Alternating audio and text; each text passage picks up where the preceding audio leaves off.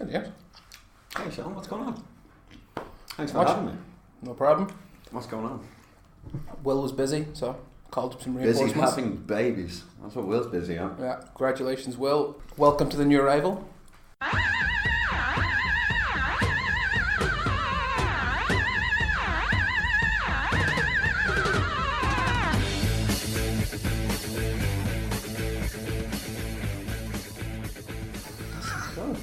Sounds good. That's a nice intro. Sean only really showed me, was it the jingle at the start? Uh-huh. By the... Yeah.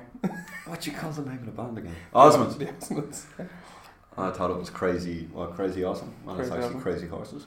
Yeah, just call it. Still a savage song though. It is good. Right, 4 o'clock. Who's your money on? Today, World Cup final. It's almost over. I'm gonna cry when it's over. Yeah. 4 weeks of no football. I was only saying to one of the lads over in Transplant, can you remember the days where we were getting like 4 matches a day? Oh, There was one every hour, 45 minutes. I got caught like watching them at my desk. There was so many on. I'll be alright. It's great, man. I actually had a manager standing behind me watching, I think it was... Oh, I can't even remember the match. No, it was the first one. It was the Ruski match. The opening match. And he was behind me for about 5 minutes watching. Not even giving out or anything, just watching it with me. It would have been nice if he said hello, because I had my earphones in and he scared the shit out of me, but however. Alright, we want to have a quick review of the semi-finals, see how we got to this lofty heights of the World Cup final. Crazy conclusion. Crazy conclusion. Alright, so the first one was France-Belgium, France winning 1-0. Goal from Umtiti. Another set-piece goal.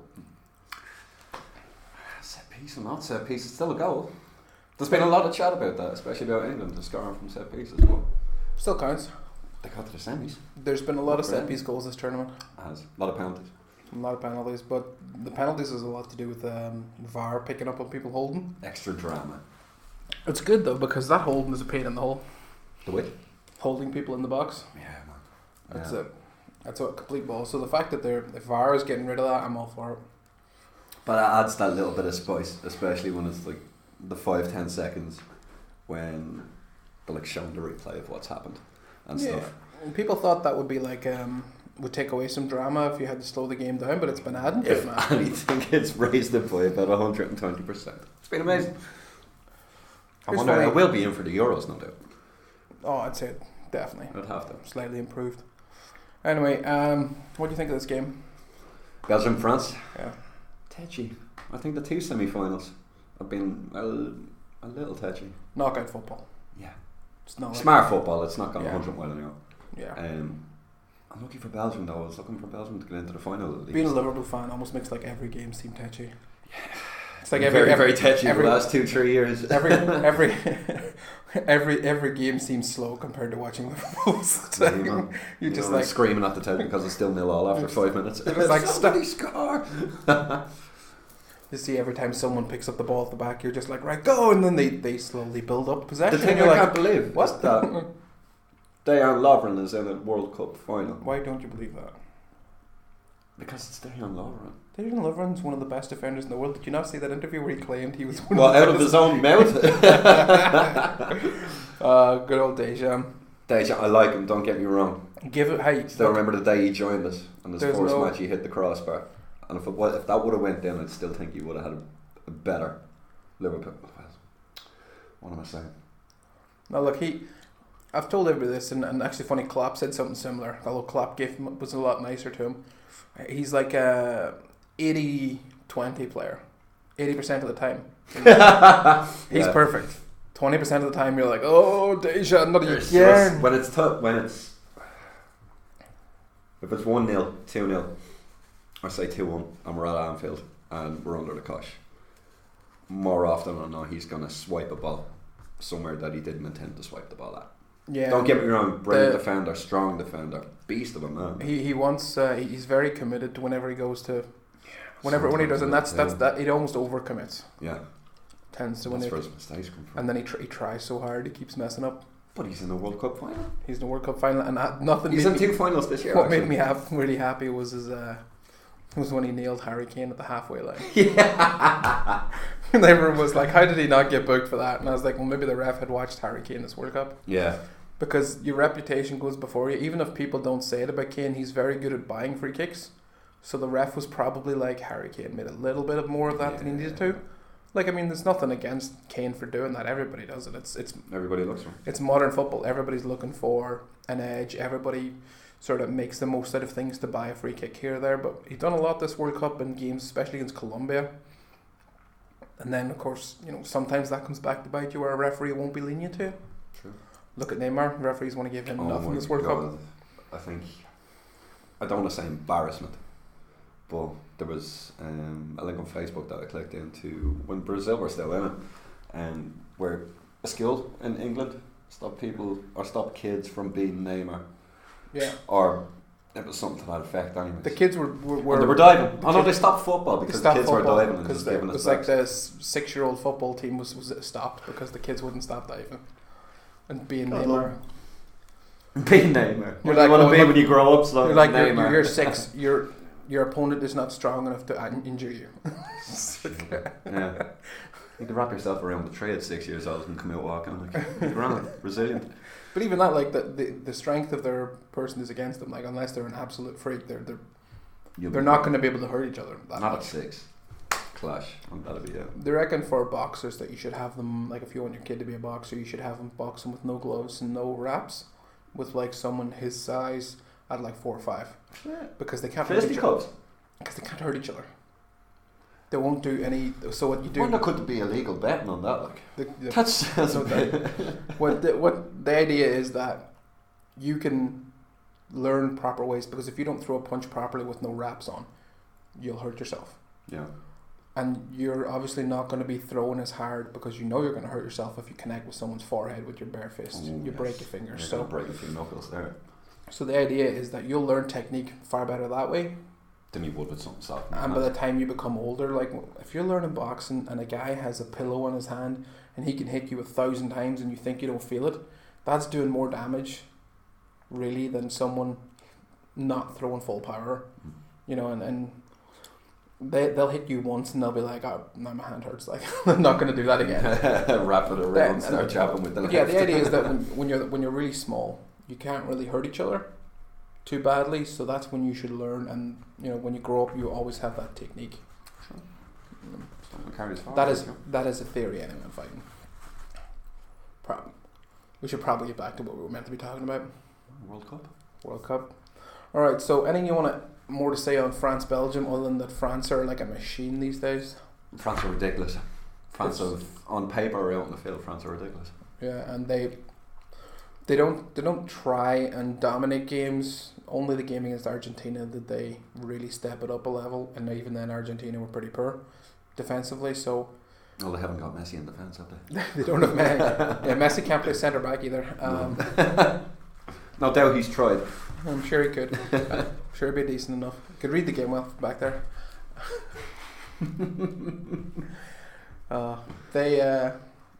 So France haven't done a whole lot in the World Cup to sort of make you go wow. No, but they've had moments. Arguably the hardest walk in the last 16 to the last day. Who was it? Uruguay, Belgium. And now they're playing Croatia in the final. That's a tough old run. Well, fairness, so Croatia, England, who else? Well, Croatia had Denmark in the previous game to theirs, and then England had Colombia. How bad were Colombia that day? Look, I talked. They're missing Rodriguez. But even that, the coach went out with a really horrible setup, and I didn't like it. I was annoyed because you saw when they actually threw attackers on that they could attack England. Yeah, but nobody has ran at England. Bar like even Croatia. Croatia attack, like Croatia are strong. Croatia have the mentality. England, the current England squad they're very young. Yeah. Very, very young. Well, who was the famous one that was saying you can't win anything with kids, and he came along and done it for 20 odd years, like, you know what I mean? So fair play to them. I will say that for England, fair play to them. They got what they want with the resources they had. Yeah, I think it's fair enough. Statement to say they got as far as they could. Yeah, and they were definitely better than all the teams they played up to that point. Oh yeah. Except for Croatia, and I made the point in the previous episode before the game is that was the first game where England were coming up against a team with a very obviously superior midfield. And that was going to show, and it did show eventually. They were able to, every time Modric got the ball, you thought that he looked a different class. Ridiculous footballer. But has the awareness of it. I know the English squad have like flashes of brilliance.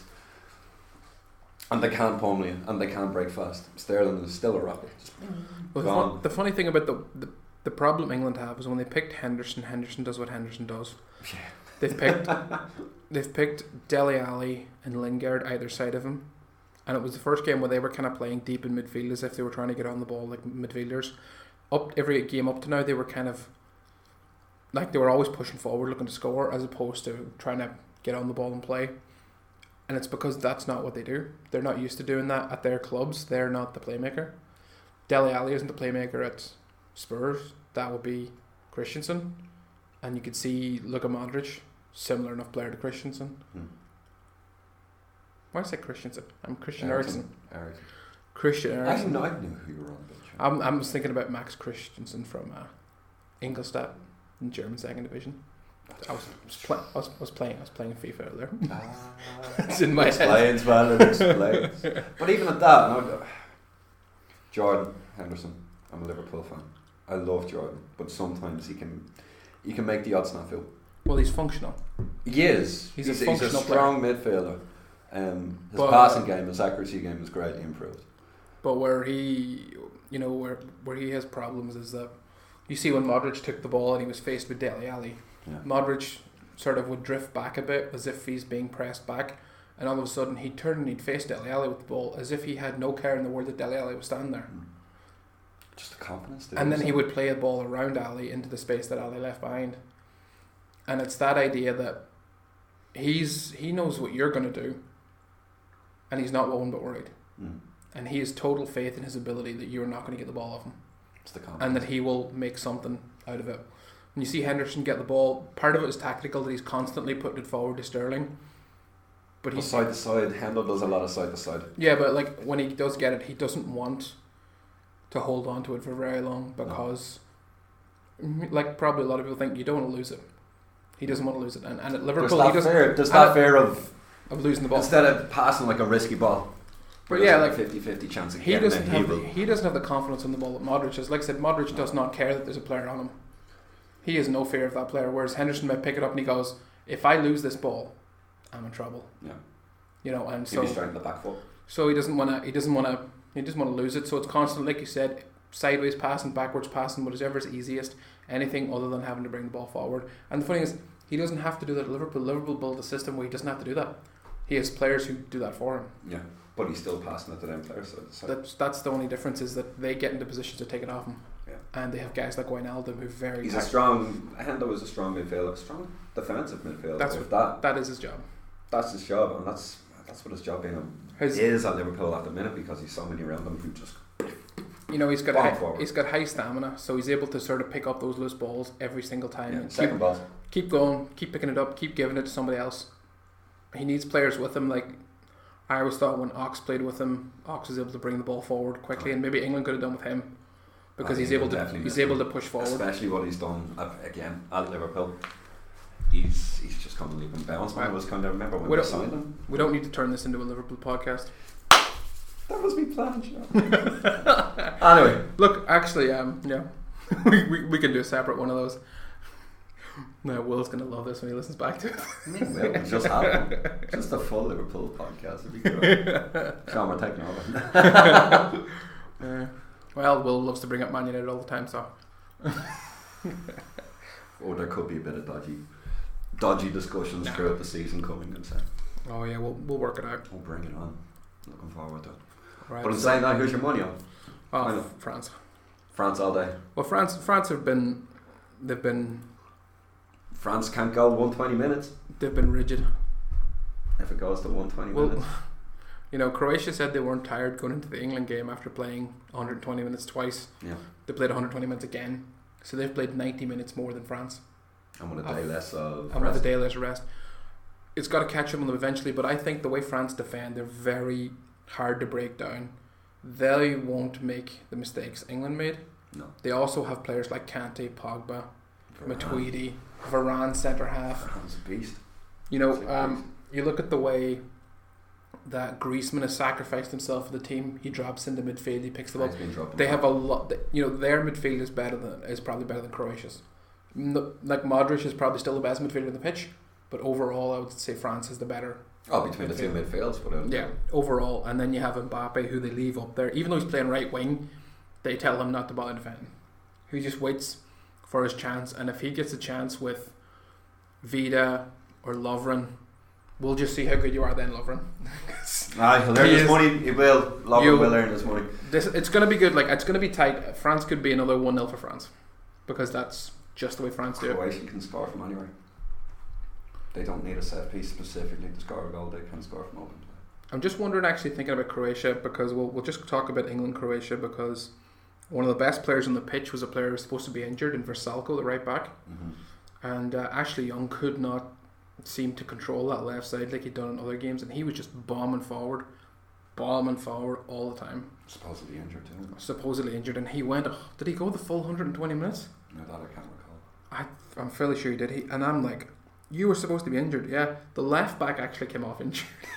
Vrsaljko played the whole game, although Vrsaljko is an Atletico Madrid player. No. Whatever Diego Simeone feeds those guys, so that's a different story.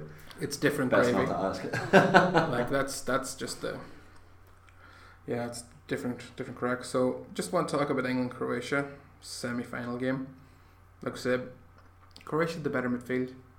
The one thing that they do that I've hated Croatia for since their very first game is fouls.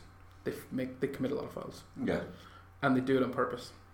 Yeah, there was a few elbows thrown. Rebic got booked in extra time, and he could have been he should have been sent off in the Argentina game, and he ended up scoring the goal that broke the deadlock in the Argentina game. But every game except for one that I've watched Croatia, they've committed over 20 fouls. And against England, it was 23 against Nigeria. And when people bag Nigeria, but every time Nigeria used their pace to go beyond the sort of slower, older Croatian midfielders, they just tripped them. They just gave away a foul, and the ref it's a bit like when Paul Scholes would just trip someone. For the sake of doing it. The ref would look at them and look at their, quiet, shy, not ginger, no soul. They're like, you're kind of like, well, you're okay. Don't worry. You look at Modric, and he's so small and he's a little blonde. And you're like, you're okay, Luka. It's okay if you commit fouls. Or Rakitic. I hate the fact that Rakitic won 2 games with a penalty shootout, because he gives so many fouls away. He should have been sent off at least one of those games. I think it was against Argentina. He committed 10 of their 23 fouls in his own. How is he still on the pitch? Because it's not rugby where they give out yellow cards for repeated infringements. Yeah. The refs have been very lenient this World Cup. If anything, the games have, bar 1 or 2, the games have been flown. Yeah, they've been fairly lenient. England Colombia was a joke. I think that was a joke for foul. Was the two of them? Both teams must have had 20 plus fouls. I think it was only Denmark out-fouled Croatia when Croatia played them. And again, against England, the foul count is 23 for Croatia, 14 for England. It's gotten them to the final. It's gotten them to Master the final. of the dark arts. The thing is, right, and I've said this to Will, and Will was like, they're good at stopping the opposition. And I'm like, you don't have to foul people to stop the opposition. France gave away 6 fouls in their semi-final and kept Belgium at bay. Look at that Belgium team. They kept them at bay with only 6 fouls. That's the difference. It's, is it tactical to give away those many fouls? I think so. It would have to be in the game plan. Yeah. They only give away 6 fouls against Belgium and kept Belgium at bay for the whole game. I don't know what to take from that. I just think you could say Belgium and they kind of nullified each other because it was a tactical game. It wasn't so much of a helter-skelter. Yeah. You're running that way, I'm running the other way. Yeah. Well, and needing to create free kicks and all to give your backline a bit of breathing. Well, it was more like chess. Yeah, I just think the way France looking at the fact that Croatia helped their defence by giving away a lot of fouls, or by just fouling people in midfield. I talked about Lovren nailing. As he does. Kane. He nailed him at the halfway line, and no one ever gets I remember when a kid, like, people used to joke about that, like, the place to give away the free kick is the halfway line. Because you're not... from a defender. You got a card. You're not close in to the goal, so you're not giving away a set piece in a dangerous area. Mm-hmm. You know, and a lot of the time the ref tends to not book people who foul the halfway line. You're looking at a defender fouling at the halfway line. It's a different kind of kettle of fish. Like I said, like the centre half was at the halfway line and just nailed drop the striker, and yeah, that's what people were complaining about. But at the same time, like refs just aren't giving them. Anyway, like I said, 23 fouls Croatia gave away in that England game, and I think only one game they were under the 20 foul mark. So it's in their itinerary. Let's say. Yeah. The one thing is that if they start committing fouls and Mbappe's running at them, we could finally start seeing some red cards for Croatian players. No, you'll have Vida as well. Notice Vida did have he's got a bit of pace about him, really. He's got a pace, but he's not afraid to fly in, and so is Lovren Zeta, but it only takes that little split second. And I noticed even going back to Liverpool, the Champions League final, Lovren stepped in on, I can't remember who it was. Could have been Marcelo. I know, we're getting past it. No, I mean come closer to the mic. Alright, sorry. Sean waving at me thinking, stop talking about Liverpool. No, just... But where he does come in, like you were saying before, he'll go in 80-20. Yeah, 80%. Normally when he's making... Hey, he was brilliant in the final of the Champions League. Oh, he was, don't get me wrong. But there was one or two incidents where the referee didn't pick up on it. Yeah. And it could have went the other way. I know there was a penalty, I don't want to say a penalty call, but the referee definitely missed a penalty when Lovren went in. I think it was Marcelo, he didn't go down. I remember that. Marcelo came inside of him, yeah. But he definitely let down his ankle. So well, there's that little bit of Lovren. Who cares? Real Madrid got enough luck in the Champions League. They didn't need any help. Anyway, like I said, so the final's coming up. Today kickoff. I said money's on France. I think they're just a machine. Is that head or heart? Head. What's your heart say? France. After what they done to us? After what they done to us? What, like the Henry handball thing? You still holding on to that? I'm still a little bit touchy about it. Just because it's France. Don't get me wrong, I like France as a team and they're brilliantly talented, players, but when they come together to play for their national team, you're like, no, you're alright. Look, I would rather it was someone else in the final. I'd rather it was Argentina. Hell, I'd rather it was Colombia. It's true. You know, but it is what it is. This is the final. You have to pick one. Croatia. I just think because they've came 3 times, 20 minutes, and won them, and they've come back each time. Well, you know 2 on penalties. I'm just wondering, will this be the first time they've played a front three where every member of the Croatian front three is over 6 foot?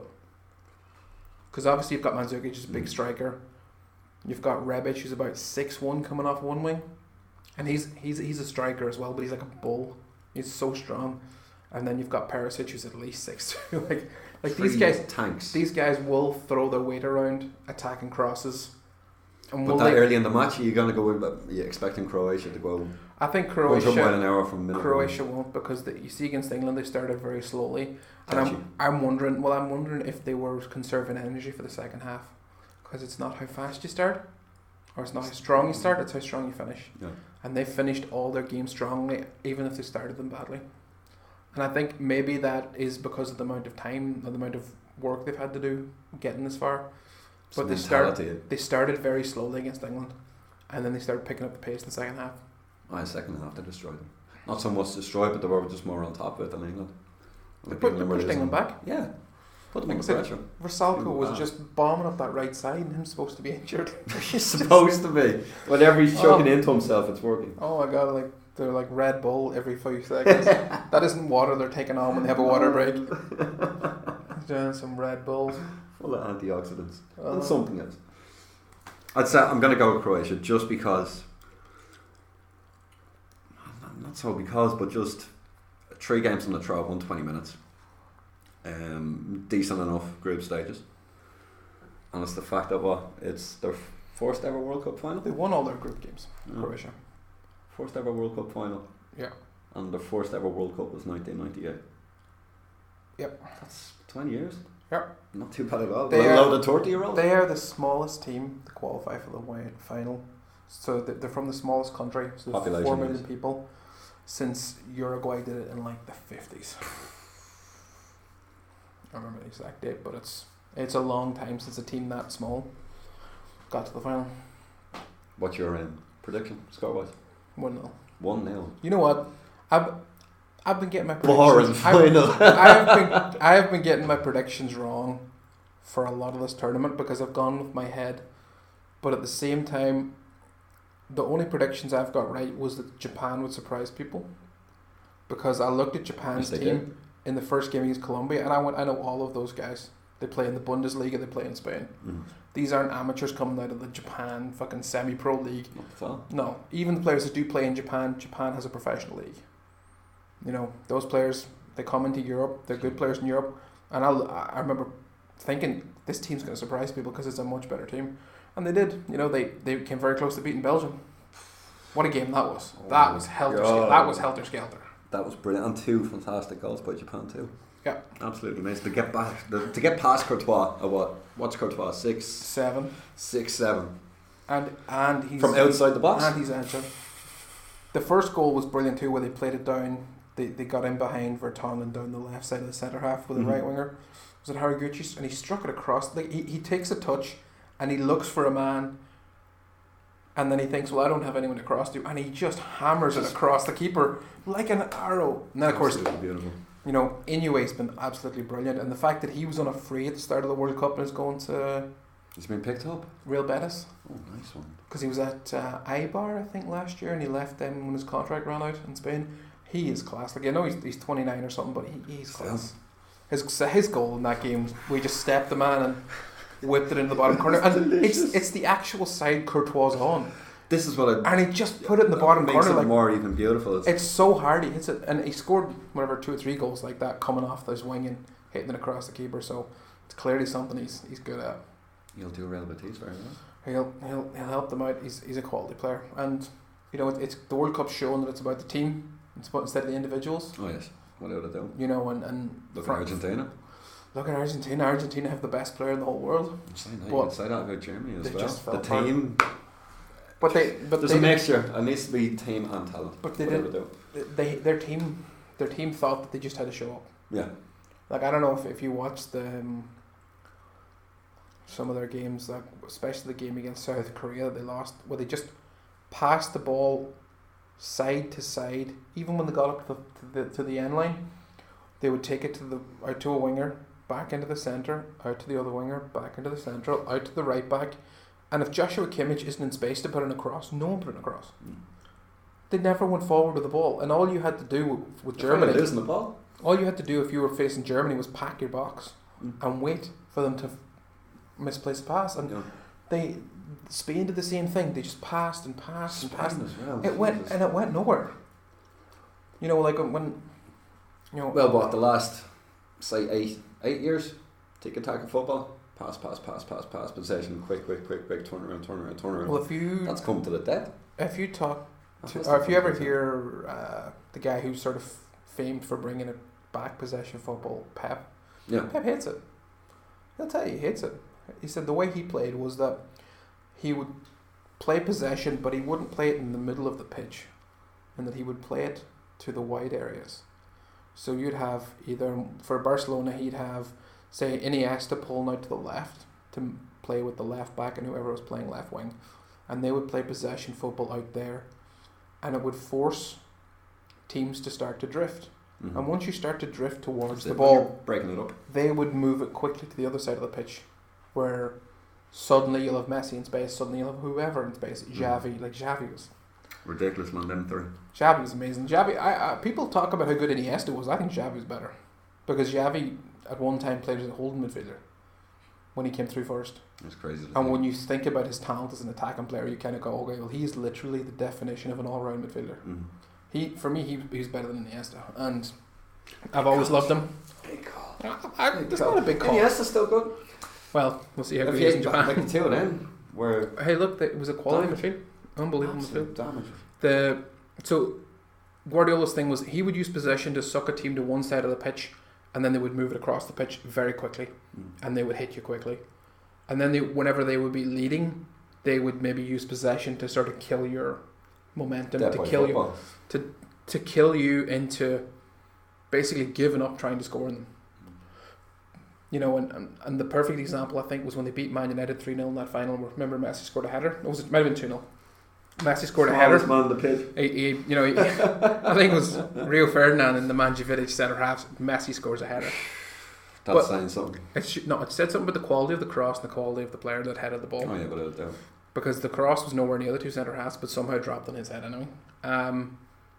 But that was the perfect example that they could suck United out of position and hit them when they were out of position, and that's what Pep is all about. You see, with Sané, that's a player Germany should have brought.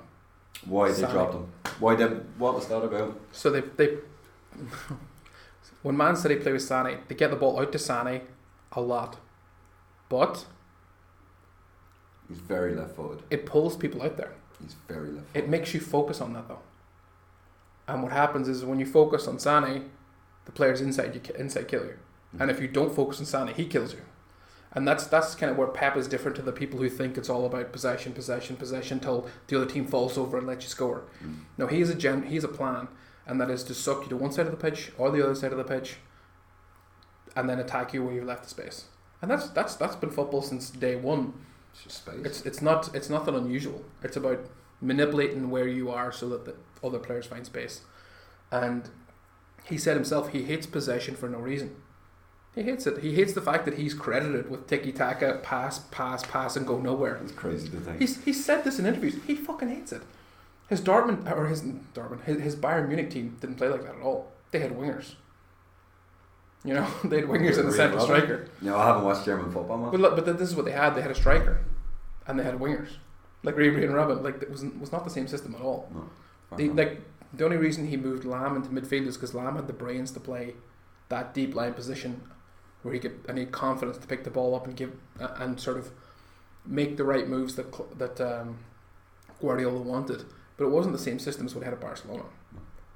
You know, it's a different system, and you know he won everything in Germany. Just wasn't quite good enough. They just weren't good enough to win the Champions League when he was there. But you see his Man City team. Like they've got they have a record number of goals. They have loads of clean sheets, and they have the most wins. They just destroyed the most wins last season. And the idea that his philosophy is the same as the Spanish philosophy of pass teams to death is nonsense. It's not his philosophy at all. Different players too. That's De Bruyne, I have to say, fabulous player. Did you see the third place playoff yesterday? Yes, I did. Did you see? Was it De Bruyne laid the ball through the legs of one of the English players to put Hazard through for the second goal? No, I didn't see the second goal. I was up and about. Well, actually, sorry, just before. I seen the finish. I didn't see the actual ball. The actual I was doing my washing. Ball. Yeah, so Phil Jones is in my little position for the actual goal and is played through them, I think, by De Bruyne. But earlier in the game, he played the ball through the legs of a midfielder, and not only did it go through the legs of the midfielder, it then went split the defence afterwards. And you're just like, throw your hands up and go, lads, that's it. He's ridiculous. He's too got good. Such a right foot. But even in when he's out in the wing, there's some of the balls. It wasn't the England match. It was Croatia. No, who were they playing? Semis. Was it France? It was France. Yeah. Some of on the right wing. Whenever you kind of got down there, you wouldn't even think that he was putting power on it the way he raised his right leg.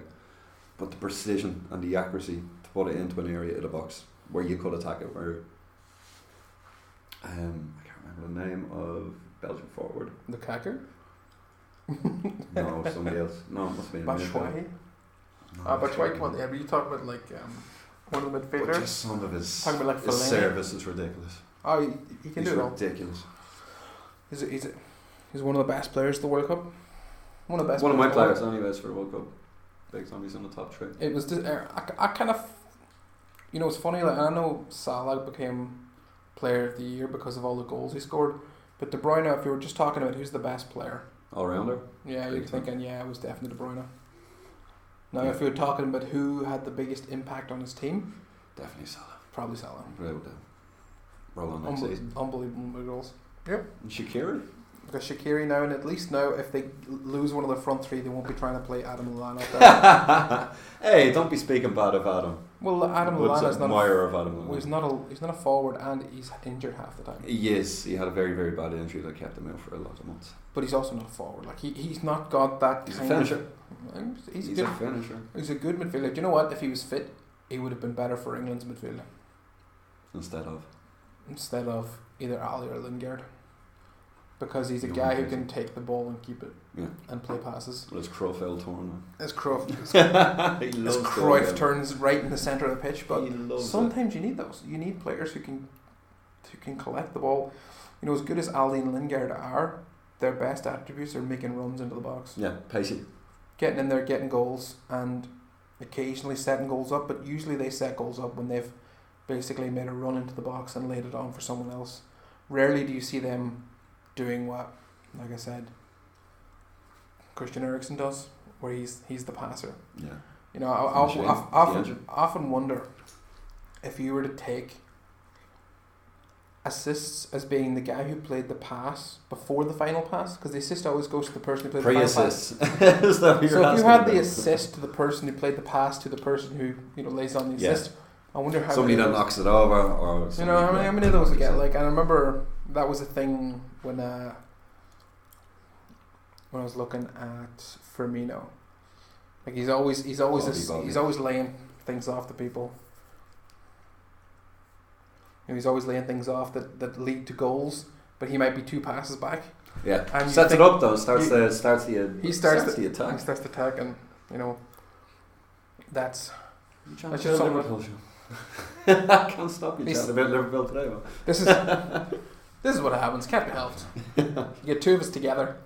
We just got to drift that way. Just got to go on. Right. So your money's in Croatia. Why do you think Croatia's going to win today? I mean, you've said some of it already, but you can say it again. I don't mind. I'll repeat myself without a doubt. I just think because of since the last 16, fair enough, they hadn't had it as tough as France, but they've definitely ran the mileage. Modric himself is after running the most amount of kilometres since the group stages. Of any player? I think he's run like 64 kilometres or something. That's like that. Incredible. That's a Twitter fact that I got before I came in. I was like, you know what, I'll take that. That's who I'm always going to go for the underdog. I'm an underdog myself, so. Yeah, ready. I'd love to see them do it. Even just for the fact that the first World Cup was 20 years ago. I think that's a lovely little story that somebody's going to make into a brilliant film if they do win. Alright, so will we just cheer for Croatia? Oh no, go with your heart. No, I mean, I don't know if it's my heart. Like I said, it's my head that thinks France is going to win because France are...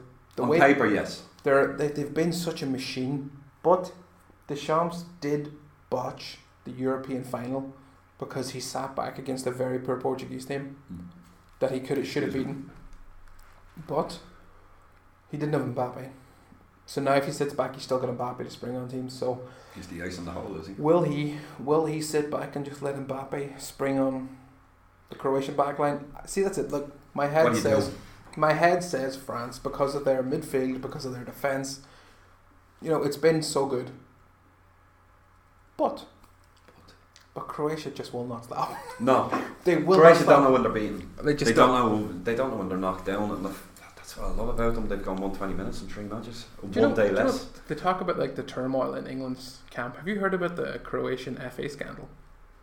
No. So a former head of the Croatian FA is facing jail time for all kinds of frauds and wonderful bad things, and he was doing things like he would wonderful bad things. When he was like a head of certain clubs in Croatia, he would, I can't remember the exact club, but he would tell players to sign an agreement with him where he would get some of their money. And so when they were transferred to a bigger club, like say some commission. When Modric and when Lovren first went to France, I think it was to Lyon, and then Modric went to England, obviously with West Ham Spurs. He's getting a commission for that, and so he's not supposed to be doing that because he's pressuring these kids into doing it. And if they don't do it, they're not going to get games for the national for that club he was running. Oh. This was back in the day. Now, one of the guys who came out against this was Kramaric, Croatian forward. Mm-hmm. So Kramaric said he wasn't going to do it. He wasn't going to go with him, and eventually what he had to do was he had to get released from the club. and he sat in his arse basically for a couple of years when he was very young to try and get out of whatever club that he was at. Eventually, he gets away to a smaller club somewhere else and rebuilds his career, and now he's playing for Croatia in a World Cup final. But he's a decent player. Kramaric, he didn't have a great time at Leicester, but he's pretty good for Hoffenheim. And he's one of the guys who's like the whistleblower on him. Two of the players in the current team are Buddy Dejan and Luka Modric. Two of their biggest names are up for perjury because when they came time to testify, they backed the guy as opposed to saying, yeah, he did this to us, because apparently they were in on it and apparently they helped him persuade other people to do it. Well, apparently Modric is big in this. So Modric is definitely facing a perjury trial. I don't know. Lovren is possibly too. So this is all going on. The Croatian fans, a lot of them didn't come to Russia because they're so upset that some of the players are still in the team, because Lovren and Modric were supposed to be dropped, but they were like, we'll never do anything without them. Look where they are now. Look where they are now. Especially Modric. So all of that's going on in the background, and the players will not ask about it. They get asked about it in press conferences, just like, we're not talking about that now. No way. And they have got to a final with all of that going on in the background. So you are thinking, my God, what's going to stop them? The mentality these guys have. What's going to stop them? And any wonder that, Diego Simeone loves that right back. Versalco. Versalco's brilliant. Love it. Although Versalco does look like do you remember you would play a football game, you'd have regens, player would retire, and then suddenly a player very similar would appear. Remember Cerna? Oh. Cerna, old Croatian fullback, used to play with, you would see him in the Champions League with Shakhtar. He was like a right midfielder that sometimes play right back, but yeah, Cerna. This is like he's just a regen of Cerna, but the same kind of player. But like that's it, so committed, so athletic, and so also good. Yeah, they're also good. Goes out, but yeah. So I think that's us done talking about World Cup final. I think my heart says it's Croatia, but you just gotta. You can't underwrite France like that. Yeah, my head says France, and then I kind of think back. It will make it better just because France are on this level. My curve and Croatia are just my predictions that where I've gone with my head have been wrong pretty much all the time. So you might as well throw in another. I thought Croatia would be too tired to play England, and England would sit back and score from a set piece. And Croatia were not tired. In fairness, the real book has been thrown out for this World Cup entirely. Against other previous World Cups. Yeah. Alright, so you're sticking with Croatia? I'm going to go Croatia. Let's just cheer for Croatia. Go Croatia. Go Dejan. Love it. Alright, we're